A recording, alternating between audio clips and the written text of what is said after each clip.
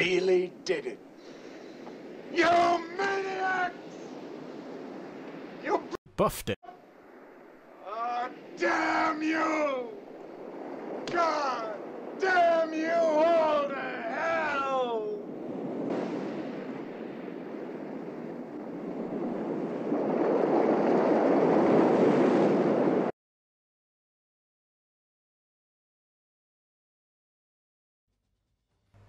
Well, hopefully that doesn't get this video a copyright strike. Hey, welcome to World Tanks with me, Jed the Ripper, and this is going to be, it's not really much of a sort of showy one. The gameplay is in the background, but it's more of a talky one.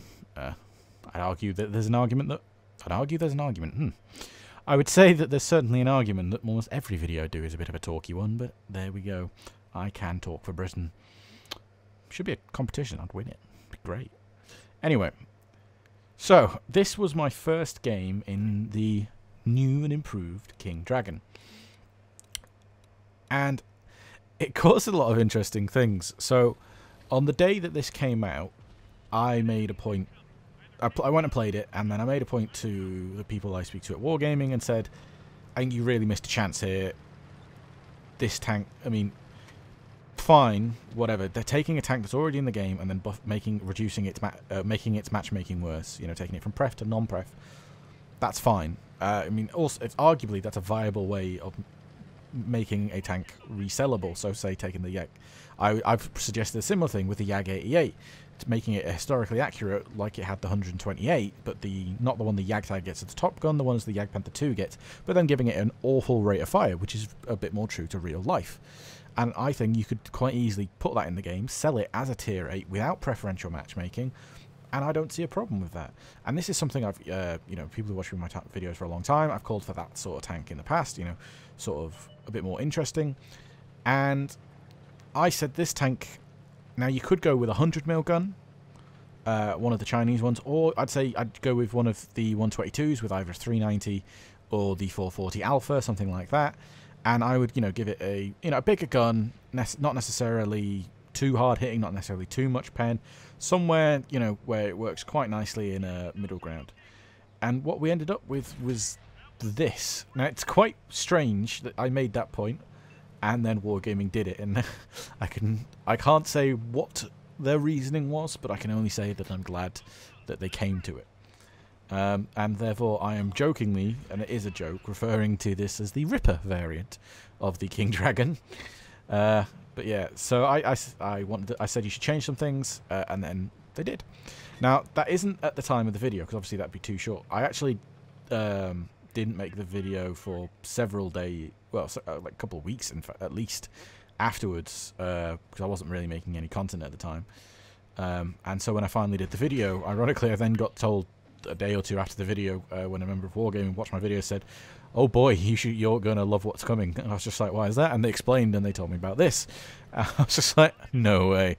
What are the odds of that? And yeah, so what we have here is this interesting situation. So we have a Chinese Type 59 with a French 105mm gun firing American APCR with a British name, the L7. Now, it's admittedly not an L7A1, but still. Now, the premise does actually seem relatively plausible. I'm not 100% sure about them being called an L7 bit. That seems a bit random. But I could foresee, you know, Americans having sent some gun designs or something to the Chinese via some other... Anyway, it doesn't really matter. All in all, this is the thing, and I've said before about this game, is sometimes...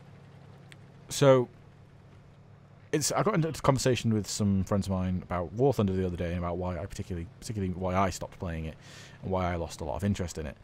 And so, World of Tanks never claims to be historically accurate. It says they try where possible to border towards historical accuracy, but generally they'll be more interested in gameplay balance. Now, yes, I'm aware there's a number of us chortling at that statement. Oh, balance. Really? Yes.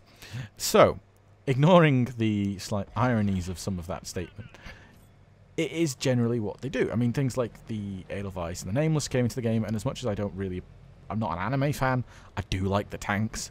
They are certainly good tanks. And it'd be nice. I'm okay with that sort of thing coming into the game every so often. I don't want a spam. I know Blitz, for example, has quite a lot. You know, they've got Warhammer tanks and all this sort of stuff, and I think that's just a bit daft. I think for me personally, that's a little bit too much. But what we have at the moment, where, you know, we've got some playing with historical accuracy, some blueprint tanks, all this sort of stuff, I'm okay with these sort of concepts. And so this, I think, works. It was going for that little balancing factor. I would almost border on saying that this tank is actually a little overpowered. It's not overpowered by any stretch of the imagination, but it's certainly very, very good. And you're going to see in a minute, well, in a few minutes or whatever, there's going to be a mini waffle shooting at me, shooting up at my turret, but I still have an angle down on him because of the gun depression, and I can penetrate him. And at the same time, this we go, okay, well, would anyone get the T-34-3 anymore? Well, one, this is a rare tank. It's not always on sale, although it is on sale right now. And two, the T-34-3 has pref matchmaking. This thing doesn't. So this thing, yes, it has the penetration to do something against Tier 10s, but it hasn't got that much more penetration. I think it was like 205 or something like that, same as the M4 Rev. Like, if you actually look at the handling stats on this gun in terms of the velocity, I think possibly the accuracy and the aim time as well. I'm not 100% sure.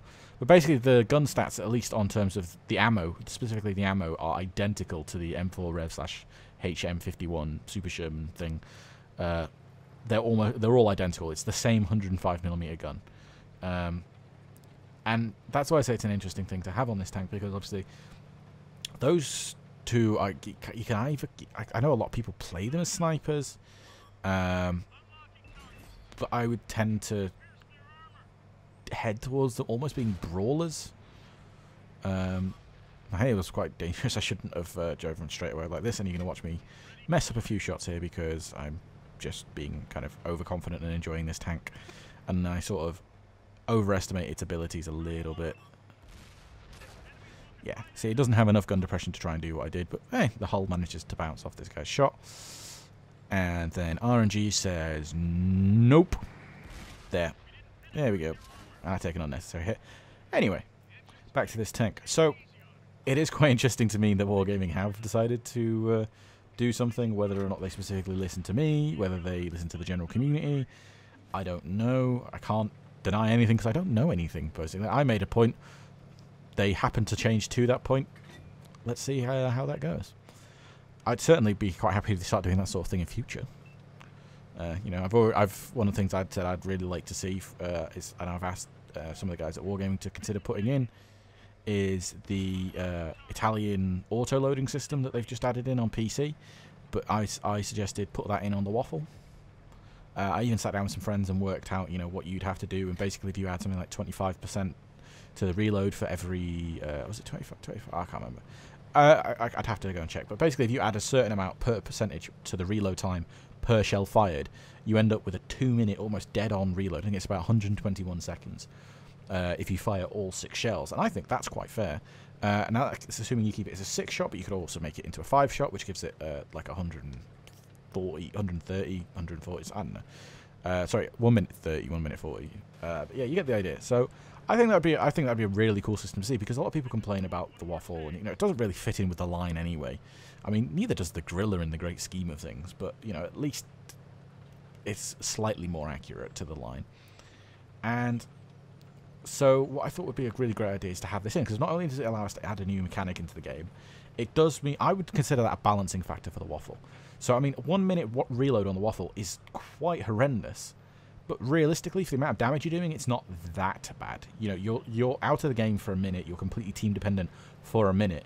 But in that minute, you're dumping, what is it, 560 alpha, so just shy of 30 something hundred, you know, enough to clip out a mouse or an E100 sort of thing. And that's a penning shot from a derp gun. So at least you know what the side armors on this is like. Anyway, so I would think that'd be a much better thing. Of, you know, the whole line, we're going all the way to tier 7, you get a 128mm gun. And then you got the same kind of gun at tier 8, but a higher tier, and then the same kind of gun at tier 9, but again, a better version. And every time, the main thing you gain is rate of fire. So why should you not have a tier 10 that has essentially... I mean, we're not talking tortoise DPM here, we're talking still less. But the DPM... Ooh, I was lucky. The DPM goes up ever so slightly as you go up. I think it goes up by like...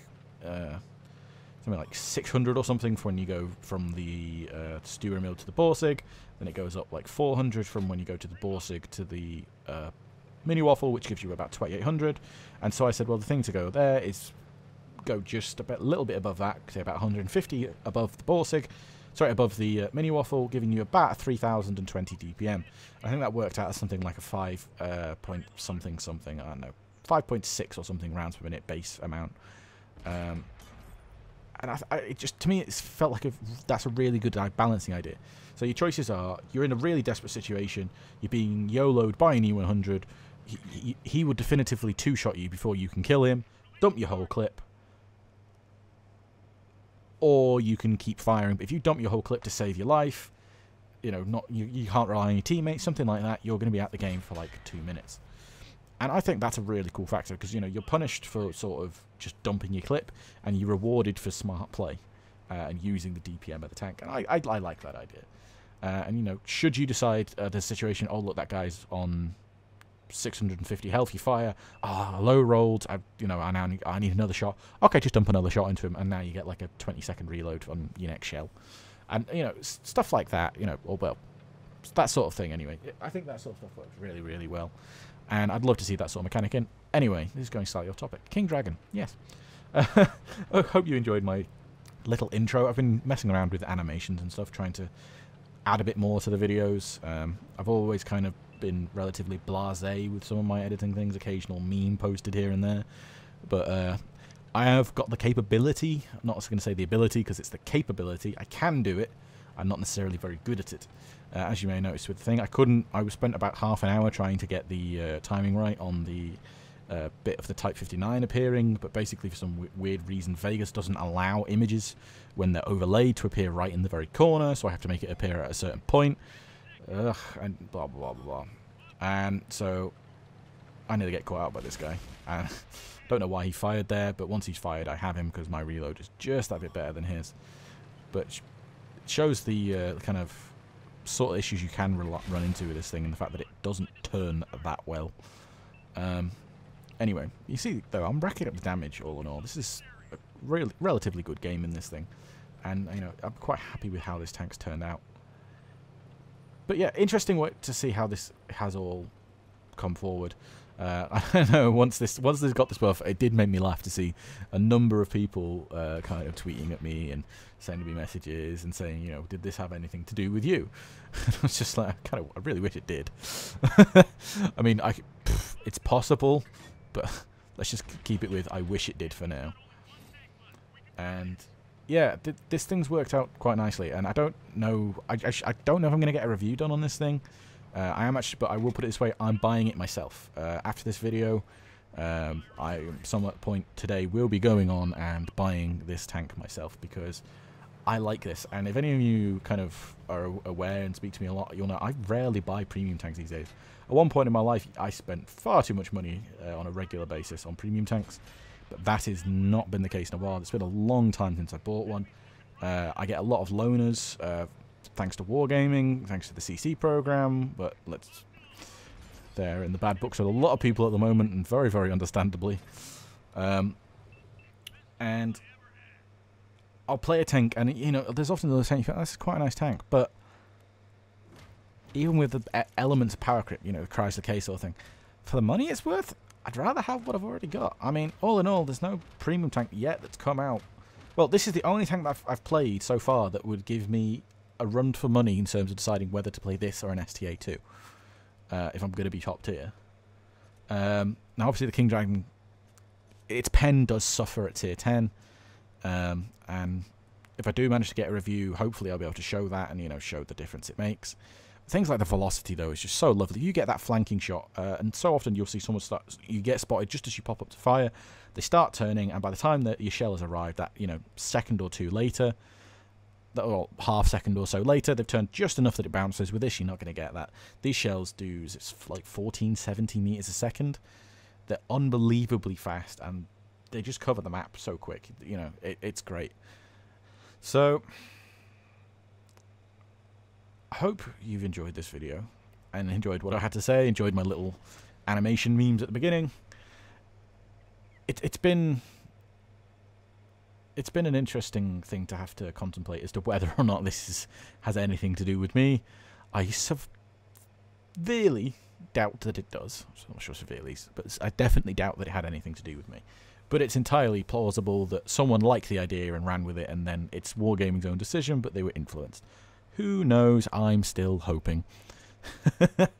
So, I hope a few of you do get to try out the Ripper variant of the King Dragon.